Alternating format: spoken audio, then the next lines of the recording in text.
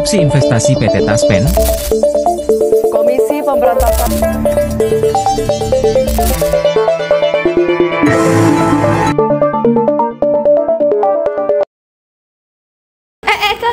Kak, iya maaf lagi dengerin lagu DJ Fangkot. Bukan kak, aku tuh mau nanya. Iya boleh. Kakak tuh tahu nggak sih kasus investasi fiktif yang ada di PT Taspen? Tahu banget gak sih? Kalian tahu nggak sih sebuah badan usaha milik negara yang seharusnya mengelola dana pensiun dengan baik dan benar malah tersandung kasus skandal investasi fiktif alias investasi bodong loh.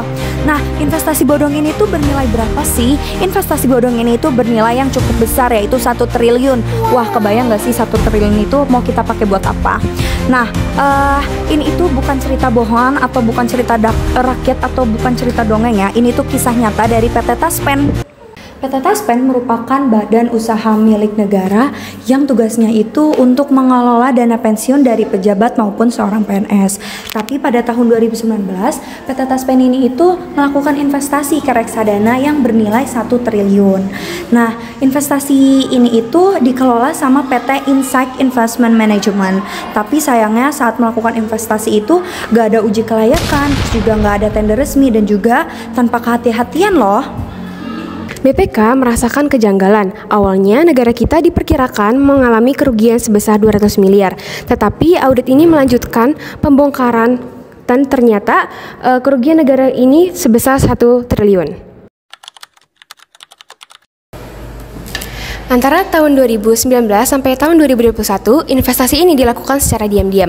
Lalu di tahun 2022, BPK memulai untuk menyelidiki kasus. Lalu di tahun 2025 awal, bulan Januari, KPK menetapkan 2 tersangka, yakni mantan dirut PT Taspen dan juga mantan dirut PT IM. Lalu di bulan Mei 2025, kasus ini resmi dilimpahkan ke pengadilan tipikor.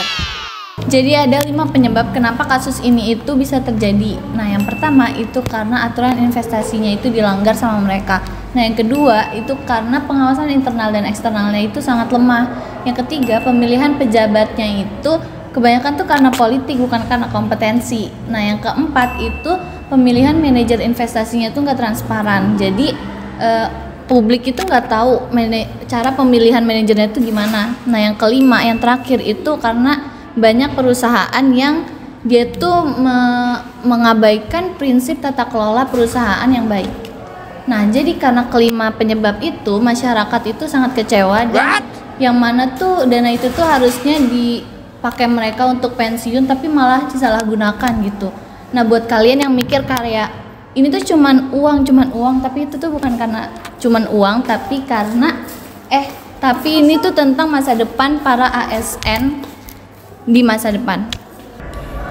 Pemerintah melalui Kementerian Keuangan menanggapi isu ini dengan serius. Bahkan ada wacana bahwa PT Taspen akan dikelola secara langsung oleh Kementerian Keuangan. Lalu, apa aja sih solusinya untuk menghindari investasi fiktif ini? Yang pertama, harus adanya pengawasan yang ketat. Terus yang kedua, harus adanya transparansi publik. Lalu ada penegakan hukum yang kuat. Kasus Taspen merupakan alarm bagi kita semua. Dana pensiun bukan sekedar angka, melainkan tanggung jawab moral untuk kita semua.